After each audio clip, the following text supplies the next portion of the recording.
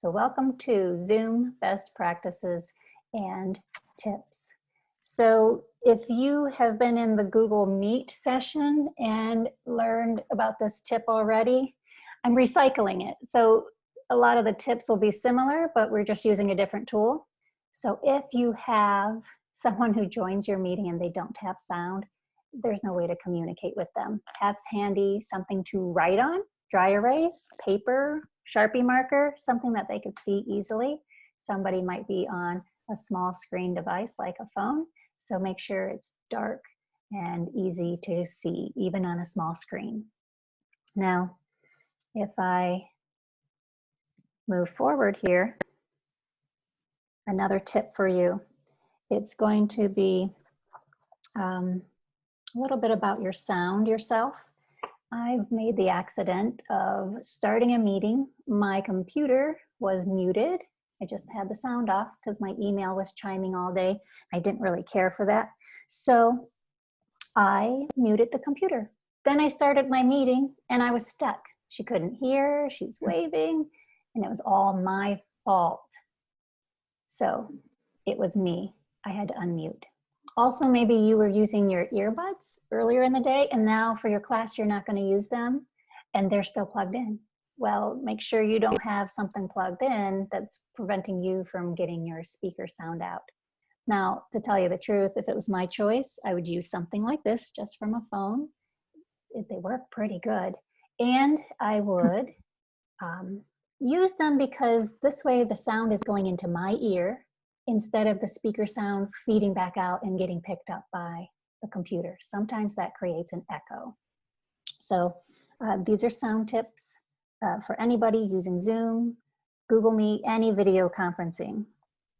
But I want to quickly check with all of you if you have the participants panel open. So I'm going to open up mine. I want to point out a feature that's built into Zoom called the nonverbals. And so I'll share my screen quickly to bring this up. And that way everybody can see it. So these nonverbal icons are in the participants panel and they're easy to click on. So here's our first test. If you have found the participants panel and the nonverbals, I want you to send me a yes.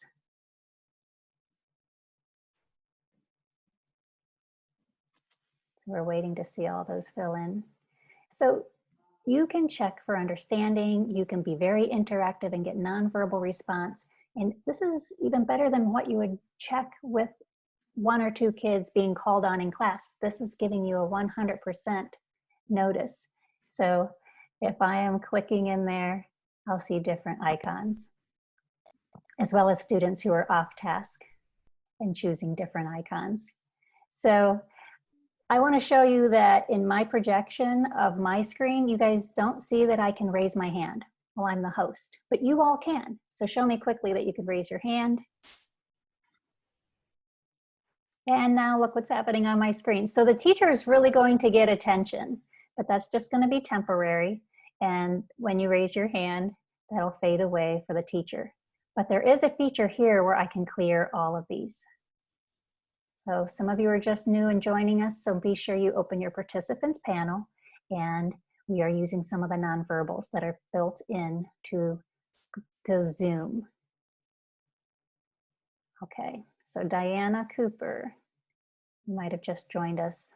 And Annette, we didn't get a last name for you yet, if you want to rename yourself. Okay, now those are going to stick on there, and as the instructor, the host, you do need to clear off. So here is a clear all feature. So I've just quickly removed those.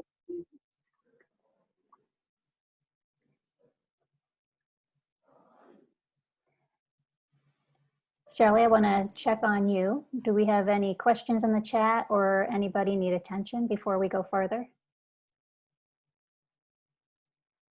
No, we're doing okay. Thanks. Okay. So that's a bit about sound. You also see some, I'll throw in our lighting suggestions. I try to avoid to have a window from anywhere behind me. I get my windows off to my side if I can, or if the window is in front of me, then that's going to feed me a lot of front light, and that would be awesome. But you have to watch too. You know, I have glasses. If you have glasses, you might get glare from those windows. Everyone's going to get a little glare from their computer monitor. You can't help that. But I also have a light here, so you can see the difference, how much darker it gets with that light off. So try to get your lighting to the sides of you. I have this at 11 o'clock, maybe at 2 o'clock, just something off to the side, and then you avoid the glare. That would be in your glasses. So I'd like to talk about some meeting management, some conveniences, and these are very similar to what I talked about in our Google Meet. So I'm going to choose a different screen to share with you. And this was the screen that we had up when the class started. So quickly here, I am going to show you a few thoughts, just ideas. I'm in my Chrome browser, and what I'm going to do is visit Zoom. Zoom is definitely a tool you can use completely off the web. You don't have to install anything more than a plugin that would work with your browser. And so when you sign in, you can work with all your settings and your profile and do your scheduling all here. Well, if you want to get back here easily, then certainly bookmark that. And you see here I have a star. So that's the way to bookmark it. I'm going to put it right in my bookmarks bar. And if you haven't used a bookmarks bar before, I'll show you quickly where that shows up.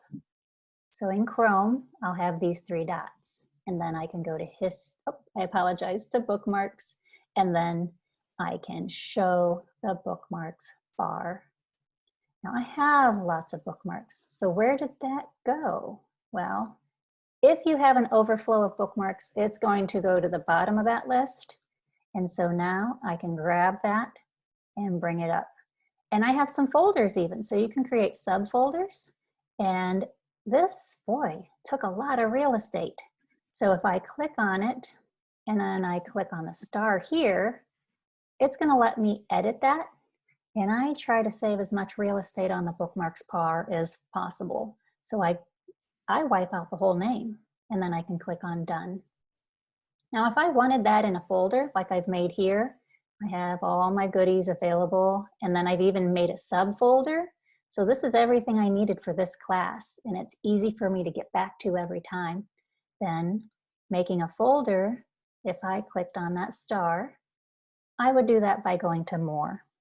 So when I click more, I can click a new folder, and it would go right into my bar. Now I don't need yet another folder, but that is how you would go through those steps if you needed one. So a few other tools. There is a feature, and I need to actually turn it on for myself. I had things on here from yesterday, but there is a Zoom plugin. It's actually, I apologize, an extension. I'll show you the plugin in a moment because I don't have that one. But the Zoom Scheduler extension, you would get that from the Chrome Web Store. So this is a little icon. It would appear right up here in my toolbar. And if you say, I'm not familiar with the Chrome Web Store, I can search for that Chrome Web Store, and it's called the Zoom Scheduler. And when I search for that, it'll take me right to the Chrome Web Store, and I can get that extension. So mine's already in my Google Chrome browser, and extensions work when you're signed into your Google account. So keep that in mind. If you're not familiar with extensions, this might be a bit much, but I can click that extension and it'll let me do 2 things. If I just start a meeting, it's going to create an icon, it'll create a meeting code on the fly. It'll be dynamic, it'll be different, so then I have the extra effort of getting that out to my audience. If I choose schedule a meeting, that's typically what I do, it's gonna work right along with my Google Calendar. So for our Gmail school districts, you guys are gonna really like that because that puts it right into your Google Calendar. So I can change the name. I see right here, I'm going to have a nice convenient link. This is my personal ID, and I use mine over and over, so I liked that the scheduler allowed me to do that. So I don't need to save this one, but I wanted to show you that this would work, and then you could invite guests, and this would bring up people who are on your Google domain. And they don't have to have a Zoom account. It would allow them to join, and they would get all the details in the invite. So that is an extension. But if you were after, and I'll go back one to my settings in here, in your settings, you have the ability to go for a plugin. So let me go into the right field, actually under our meetings, and I want to schedule a new one. So if I'm scheduling a new meeting, there is a different little tool. It's a Chrome plugin for Zoom. So I didn't get both. I didn't want them to be kind of battling it out. So I just got one, but I wanted to show you all there is another option. And then I would click to download the Chrome plugin. That would help me with scheduling my meetings too. So there's a few choices for you that makes it convenient. You're able to schedule them very easily. You're able to get back to the bookmark very easily. And then I'm also going to have my websites all ready prior to starting my class. So all of these have been staged and ready for me. And I'll share this one with you all. This is our training presentation. This is what we used back in March with everybody. So if Shelly wants to add that into our chat, then you all will have the link. And like I said, Triway, the Wayne County Career Center, and who's our third one? Black River. We all did Zoom trainings for you guys, so you should have already had this presentation. But if you missed it, here's the link for you, and you can guide yourself up through this presentation for basics. So if you notice, these tabs are so much smaller. They're not large like this one here at the end. And that's because I used a technique to protect myself. I don't want to accidentally, close a tab. So, because that's just too tempting and too easy to bump. So I can right click. When I right click, and I know this is small for you, but I can click on pin. And when I click pin, that helps me keep from accidentally closing it. And I could even drag these very easily and drop them into position. So I can load them up in the order I would teach my lesson. So everything is ready for me to get going. And the final thing with some management here is I'm going to share back on my own presentation screen so you guys can see this. But I pop out my participants panel, and this will float. This guy is going to go anywhere I want it to, and that way it'll be right on top of whatever I'm presenting. And normally, because you guys are like, wait, I don't want the kids to see that. Normally that doesn't display. Because we are doing Zoom training, I have gone through the settings to force the Zoom tools to show you guys. And so they won't see it. It's okay if it's in the corner, if it's just covering up a portion of your screen. And that way you have easy access to this whole list. And here's why. There are a lot of good controls in here, because when I click more, I can mute you all. I can allow you to unmute yourselves, which that's what's checked. Or I could uncheck that, and then I have full control. So that way, none of the students hijack the middle of my presentation with coughing, or they say, oh, I'm sorry, my dog barked. But I also have a really nice feature in here that I like. It plays a chime. So I might not be able to have one eye on this and one eye on my presentation. So because that's complicated, I'm going to go down here and I get this nice sound effect. So when somebody joins, it literally sounds like a doorbell. It says, ding dong. And then if somebody exits, it's a whoosh. So I can check my participants real fast. It tells me the total number at the top, and I can listen for the whoosh to see who has left and why. And also you can allow, or you can lock them, your participants, from being able to rename themselves. A lot of that Zoom bombing that was in the media the last few weeks, finally that's died down, but some of that was where people did not lock their meeting. So you can lock this, and I would not allow anybody after a certain time to join. And in your main settings, this is one of our must-haves. We recommend, and other sites as well, they say to enable your waiting room. And that means nobody can get into this room until you're there and you accept them into the group. So I'm going to pause and see if Shelley has anything from our chat.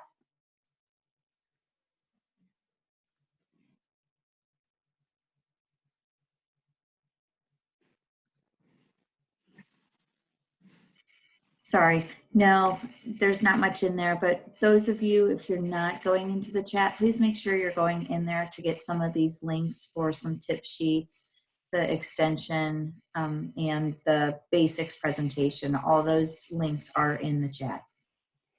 And you guys notice you can't click on them. And I know you can't read this, but what I'm doing, I'm just holding my mouse and sliding over to get that all, blue for you. So that's a link. There's no way somebody can handwrite that down or type it. So whenever you select a link, right click, and then you can copy it. So copy, paste it into another browser. That's why I wanted to be sure you could exit the full screen. But if anybody who misses a link, don't worry, I will send out the chat digest after this class. So hope that answers the new question that just popped in from Sheila. So if I'm trying to get ready for a meeting and I want to share this out to everyone, then what I might do is go ahead and share my link. And it might be through an announcement in Google Classroom. So I'm going to go ahead and show you what my Google Classroom would look like. The rest of you thinking, gee, where else would I share it if I don't use Google Classroom? Well, your other options would be to share it through your email. If you use something like Remind, or if you use another tool, then you can easily send the link, and all your users are going to need is your code to join. But let me show you Classroom first, and then we'll get to the other ideas. So I'm heading to Google Classroom. Here's one for remote learning.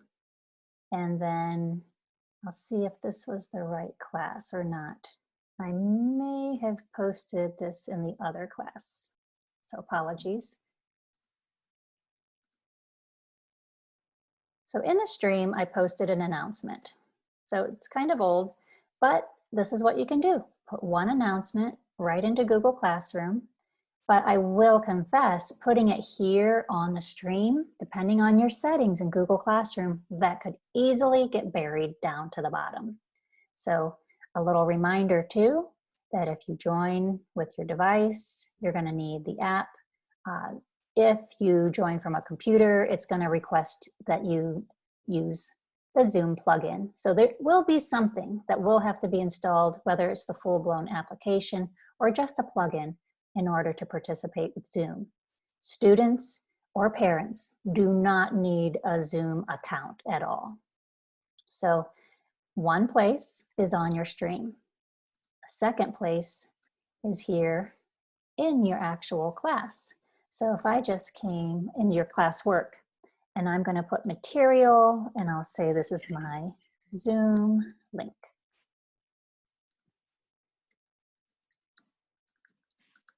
So whenever I put in, I'm going to be sure I have no topic. And I talked about this in our Google Meet class too. This will leave this at the top. So when I click add and I put in my link,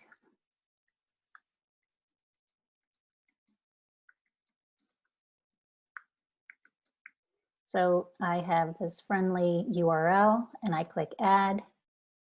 All my settings are going to protect me with Zoom. So this really isn't a basics class that's talking about settings, but I did point out the one that we saw in the live meeting, but that's also in your account, the settings to have a waiting room. So I feel comfortable. I can post this here. All the students can see it. No worries. And now it's at the top of my classwork. Nobody has to go digging for it or worry about where it went.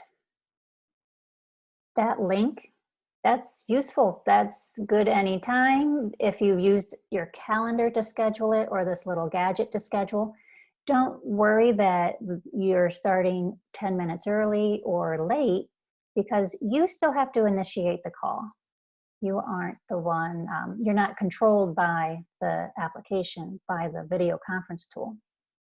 So if I was just going to email this, I would go through something like my controls. Let's go to my account here and look at my meetings.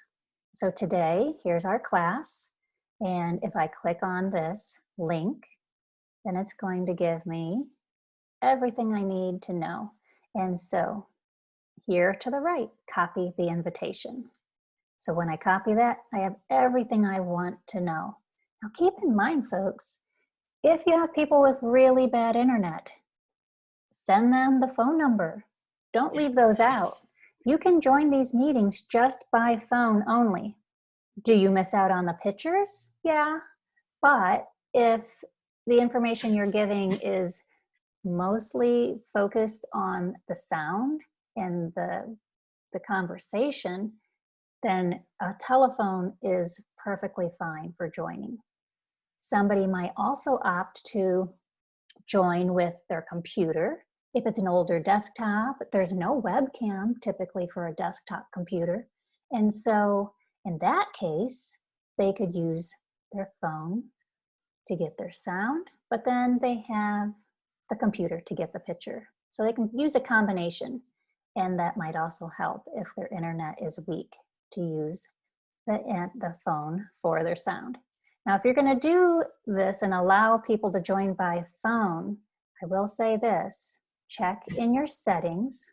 And since I'm on my account, might as well go right there. And make sure that you have the telephone option so that you are blacking out part of the telephone.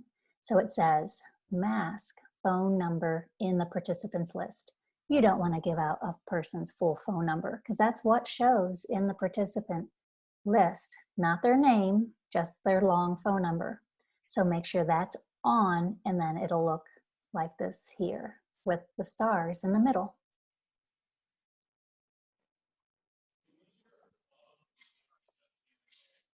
So I'm going to do a quick nonverbal. So I want you to be sure you go to your participants panel, and I want you to give me a yes if you have hosted your own meeting so far. If you have led a group, so we have Andrea, she has, great.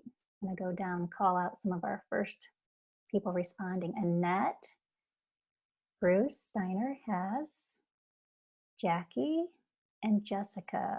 Okay, Julie, nice. A lot of you have been the hosts already of your own meetings. So again, use these nonverbals to your advantage. Check on people. And I'll say, and some of you might not respond at all, and that's okay, but you can give me a no if that's what you want to do to indicate, no, I haven't. But I got quite a few yeses there. So Courtney's a no, and Bruce, as well as Anne. Thank you, guys. So I'm going to clear those out.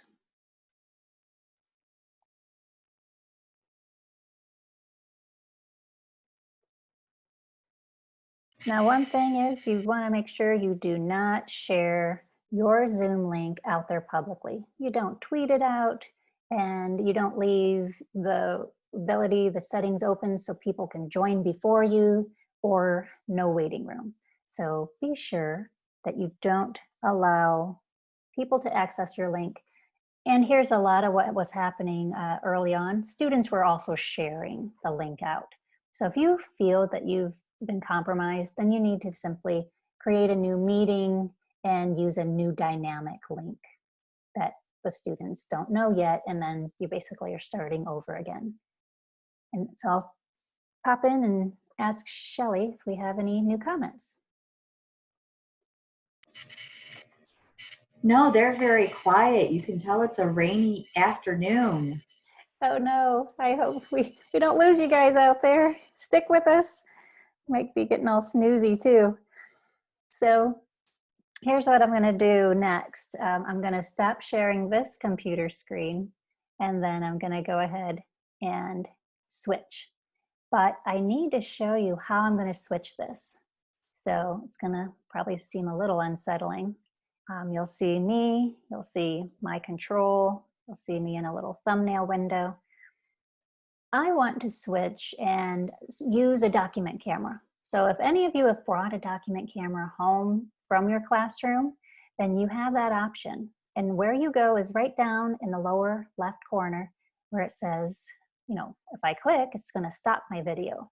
The arrow to the right of that is going to let me choose. So this was a USB document camera plugged straight into the computer. And when I click there, it's going to switch over to another device. So something I noticed, and I literally noticed this just before this meeting, this camera is way better than my computer camera. I mean, I am really impressed. And so you go, you know, usually these things have, I gotta switch this the right way, they have an elbow or an arm so that you can see it can work like a regular camera too. So if you have a desktop computer at home and you don't know what to do, you can use your document camera instead. So I'm going to click and move this now down so everybody can see this. All right, so I'm going to confuse you a little, but you have the big picture and then you have the little picture. The little picture on your screen is what students would normally see. That is going to be looking proper, right? You can read the book. I wanted to show you all that for the teacher, for the host, it will look backwards on your computer screen. So I'm going to move my mouse. This is the presenter's computer screen. This little thumbnail off to the right is what your audience sees. So feel confident and brave, you know, just try not to look at your computer because it can be confusing. But I will point out, you do have some settings and you can turn the mirroring off.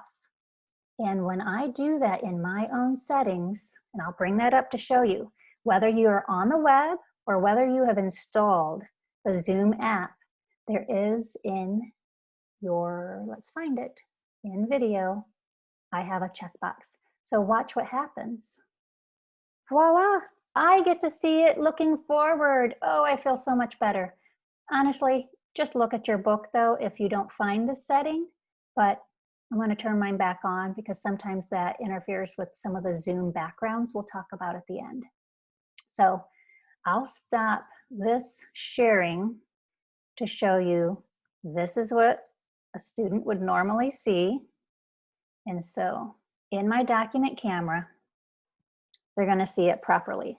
And I'm looking at my computer screen and it's backwards.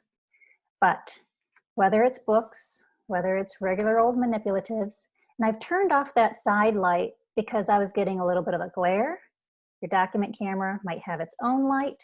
Maybe we're talking about measurement today. And so I'm going to call on somebody and see if they can answer.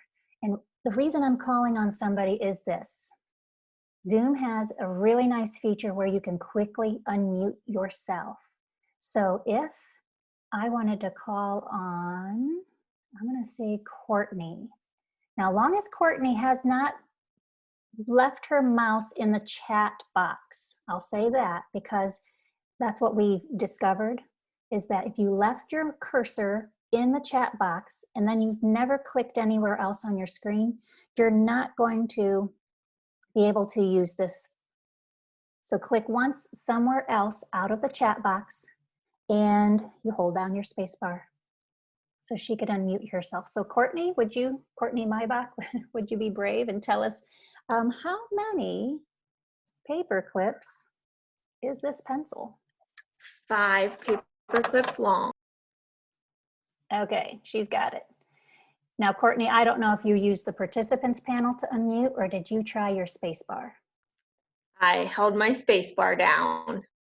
Okay, so Got techie with. excellent. So it's really easy then for your students to hit their space bar. You in your own settings, there's no way you're going to have private chat on for kids. And maybe you even turn off the chat altogether. So if that's their only option, there's no chat, then their space bar is going to confidently and always work for them very handily. So there's my little document camera example for you guys. But keep those kids interactive, pause, ask whether it's a nonverbal or use their space bar to quickly talk to you. And keep in mind that document camera, it's not just for flat objects. This is another item I have here with me. So I'm able to turn them. And I wanted to show you guys this one. I'm gonna get a little geeky on you. But this we found just 2 days ago. We talked about it last night in a meeting for Girl Scouts. And if we have any, I'll just try to do a better job with a document camera, bringing it in. And it's blurry, so I need to do a focus. I want someone else who might know what this is. It came off of a long, dry blade of grass. If you want to try your space bar or if you want to put in the chat, does anybody know what I have here?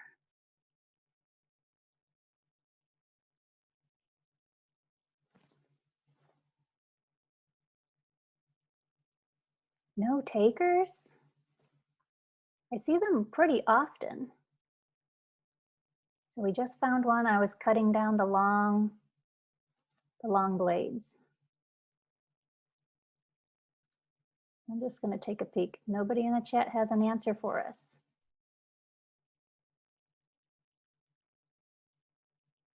We have a monarch cocoon in the chat or Okay. the paper wasp nest. Oh, Rick, monarch. We got a paper wasp, a mantis case. Give Richard Sears $1 million and applause. Nice job. That's what we found out. We have, and I was told to put it back in a cool place and get it in a jar so I don't have little praying mantis babies all over our house. So we just learned that last night, what it was. We were having a monarch presentation and I didn't think it was a butterfly, maybe an icky moth, but so your document cameras will be able to let you bring, just like you did in the classroom, your objects in for inspection, your manipulatives for moving around, and I wanted to share that one with you guys. Back in the jar that goes. So let's say no document camera, but if you download the Zoom, let me switch my video here so you all can see me.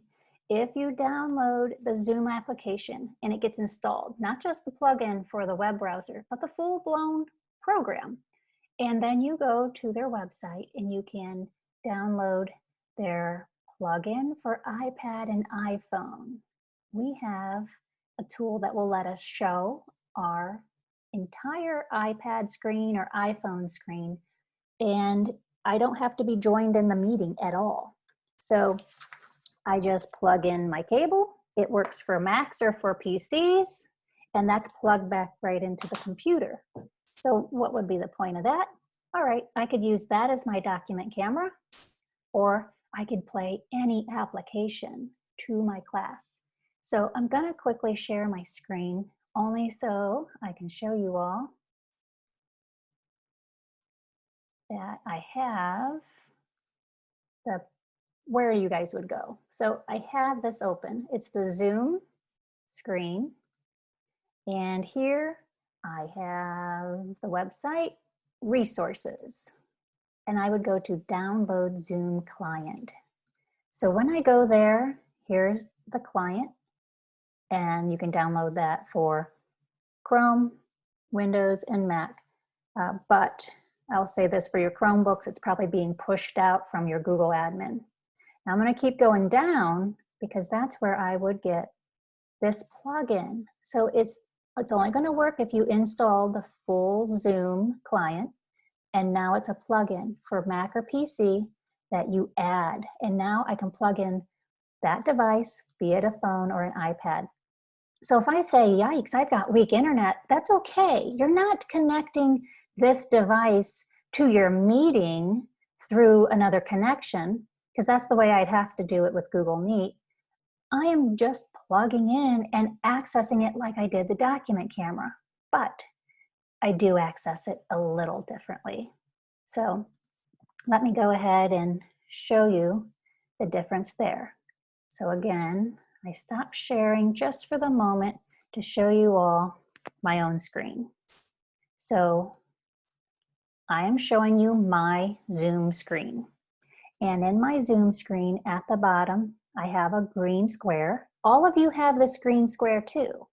And the host has full control over who can share and if they want to allow more than one, or if you want to allow them to initiate themselves. So Zoom has the power to lock the kids out. They won't hijack your screen while you're in the middle of showing a document and annotating. So if I just click on this green square, I can pick from my windows. Now I'll say I'm fortunate. I do have two monitors here. So I have the desktop you see, my second monitor. Zoom has a built-in whiteboard. I'm not going to brag much about it. It's very basic. It's just going to let you draw a little bit. You can't annotate over top of anything. So that's all it is. It's a whiteboard. And now because I have the plugin, I can do it via AirPlay or I can do it by cable. And I don't always trust my AirPlay, so I go with the cable. Other things that you guys see in here before I plug in and display this iPad is the advanced. So that would be a different route for going for a document camera. Or if you are playing music, let's say it is a video, but you don't want your screen to show the whole music video. You just want the sound. I could pull in the sound, then I could have in my screen share the lyrics to that. And maybe we're dissecting and talking about what are the meaning of the lyrics. Is this poetry if we're listening to a rap song? What do they mean by the words they're saying? So these are the options in advance. So back to basic, I'm going to click on my iPad, which happens to be sleeping. So I'm going to make sure that's woken up and unlocked, and then I will share. So this is the first time I'm doing this. So it's saying, all right, do you trust this? Absolutely. And iTunes is also kicking off because this was quiet and I'm going to wake it up. And what I really like is that I can go into the horizontal layout, landscape, and then I can pick any app I want. So let's say this, you're trying to help your parents understand Google Classroom. They don't have a computer, they're using the mobile app. Well, guess what? You can show them what this looks like on an iPad. So in that way, you can have them see everything that they would, and I would go in here and say, all right, our assignments are listed on the stream or maybe in classwork. And here's something really different to notice in the mobile version of Classroom, parents. Classwork is at the bottom, but for a teacher on a computer, it's normally at the top. So I click on classwork and then I can continue to guide them, or I could use Zoom to record this. And so I have a recording of me navigating through my own class with my own materials and using the mobile version. So it would look different for a teacher than it would for a student. So keep that in mind. I do understand you won't be joined as a student. if you were to display this. So I'm going to leave this app because it's going to pick anything I want that's on my screen. So what if I picked the camera? So there we go. I'm going to move my camera around, and I am placing this up on a locker shelf. I used this yesterday in my Google Meet class. I pulled in a document, same document I'm using as yesterday. Now my trick is to just get this positioned in the right place so that I have no bars. I'm looking at a good opening of this. And I also don't want my iPad to drop off this shelf. So you can cobble up your own, maybe with a cardboard box. I have plenty of room to my side, but I do know the one leg is kind of in the way. If I'm using this and the locker shelf is up high, keep in mind, I'm still using my microphone that was part of my earbuds for my sound. This device, I was not pulling in any audio. I can, though, touch the screen and I can zoom in, and I'm just pinching as if I was going to pinch to zoom in for a photograph. So you guys have been pretty quiet for a while. And those of you who were with me yesterday, you're gonna say, oh great, here she goes again. And I'm gonna ask for a point. If I was going to do, let's see if everything's on screen. Yep, 9,2. If I needed to plot out the point, 9,2. So on my x-axis, I see 1, 2. And I'm just using a dry erase marker. This document was put inside a folder protector. And if you guys want to sound off in the chat, 9,2. What is my point? Put in the chat the letter that you found.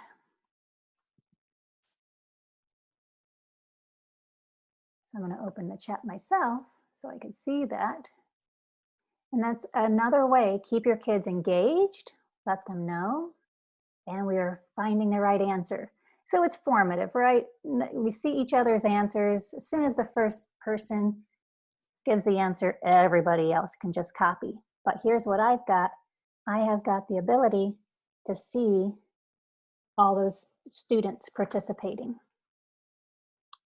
And I also see that our private chat is back on. So I'll have to see how we got that feature. I might not have disabled it for this meeting, Shelley. I was preparing that way. And I already sent you a note. Okay, thanks. So this is just a document, nothing more, but I'm taking advantage of the good old days with my Expo marker and a paper towel to erase. So similar to being at your smartboard, you have that ability to mark up and erase. So I'm going to pause there only because I need to quickly get ready to show you Zoom backgrounds. And then Shelley, what if we have anything from the chat? Do you want to share? Of course, you caught me while I was typing, so I couldn't use my space bar. No. Rick did have a question that I'm answering. Everything that Rebecca is showing is in the pro version. So you just need to talk with your tech coordinator to see if you can get, if your district is participating in the pro versions.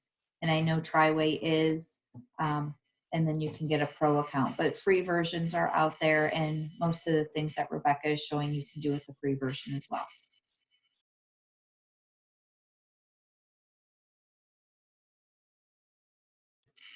So in a moment, I'm going to have this device join, but I really don't need to do a screen share to show you guys that. So I'm going to stop the screen share, and then I'm going to show you the device that's joining.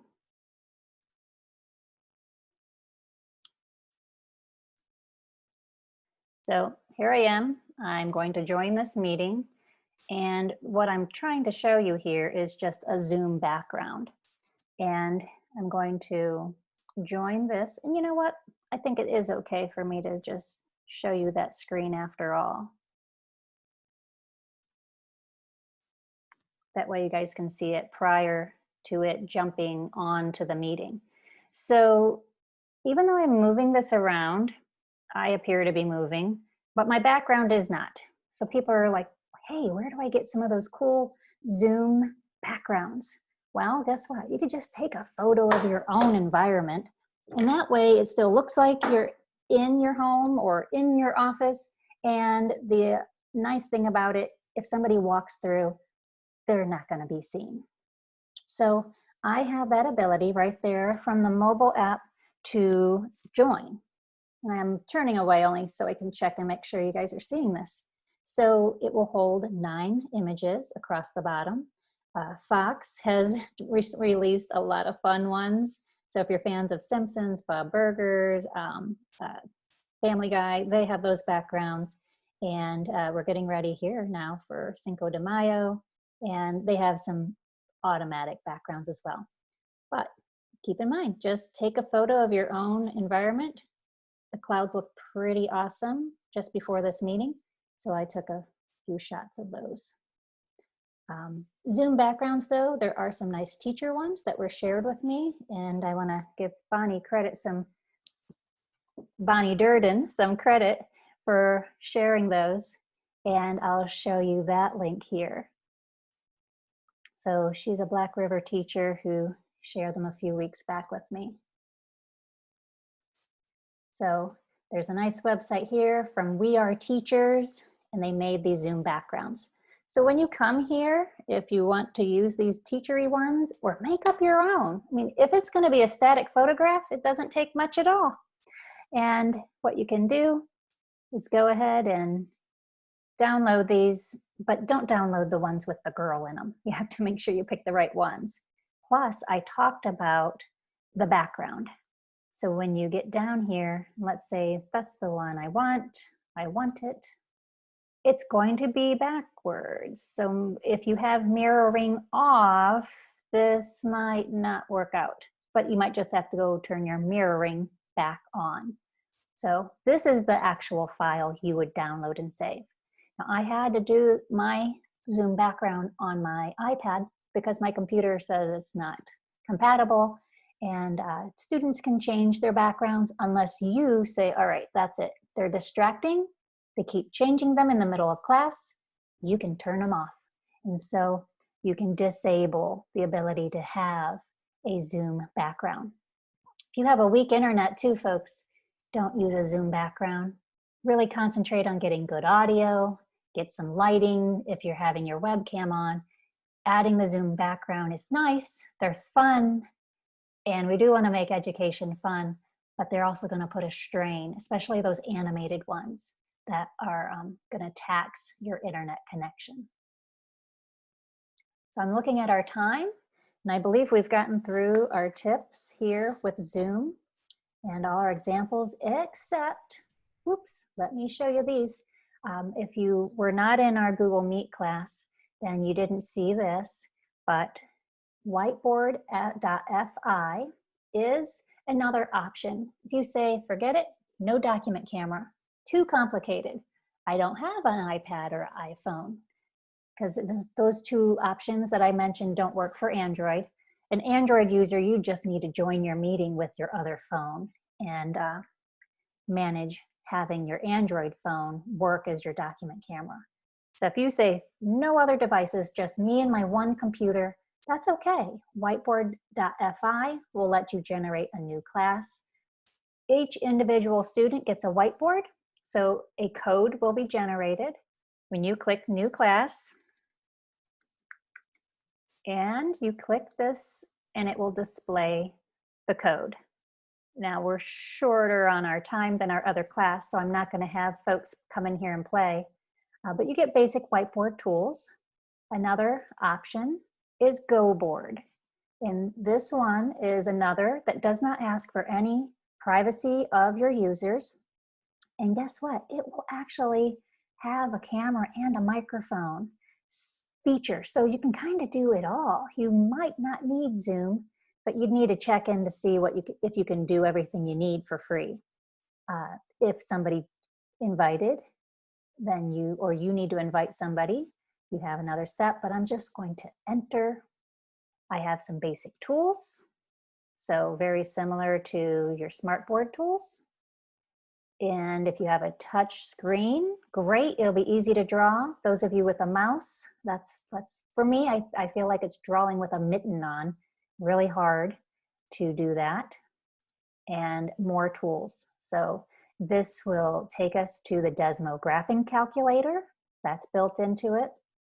And we see we have other options all throughout, as well as bringing in a file. And so if I bring in a PDF, then I can annotate on top of the PDF. So again, another tool, goboard.com.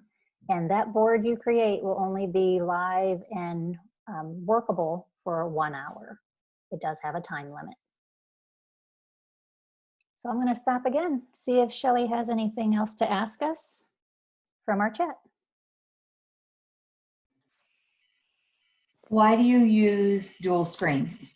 Can you explain how you set it up and how you prep your lessons with your dual monitors? So one purpose is that it allows me to have my participants or my grid of people over on one side, and then I could have my presentation on another screen. And then I can monitor the chat, and then that chat is not over top of my screen. It lets me just split it up, have more space to do my work. Because maybe on the one screen, I have my sign-in sheet, which I do. I have the spreadsheet there, and then I can have that open up. But then on this computer screen, I could have my PowerPoint or my Google Slides presentation. And if you don't mind, and some of you, if your laptops just have a basic HDMI, you know how you could plug in your computer to that television screen? So you don't have to get too fancy. And I have heard that's what some people are doing. They just take their television, they plug in the HDMI cord, and then they set up their laptop so that it allows for 2 screens. Here is something else. If you're tracking and trying to keep tabs on everybody as you're presenting and you're calling on people, and if I say, all right, Rich was the one who answered our quiz question of the day about our praying mantis little sack there. So I'm going to give him a score for today. So I have this, it's my class roster, my seating chart. Sorry, class roster's on the back, seating chart on this side. I slipped it into a protective sheet. And so now I can use dry erase and I can track all of my attendance or my participation. So we're trying to keep track of that engagement. And if these students have participated in the class, then I can quickly mark that down. And I don't need a second screen for that.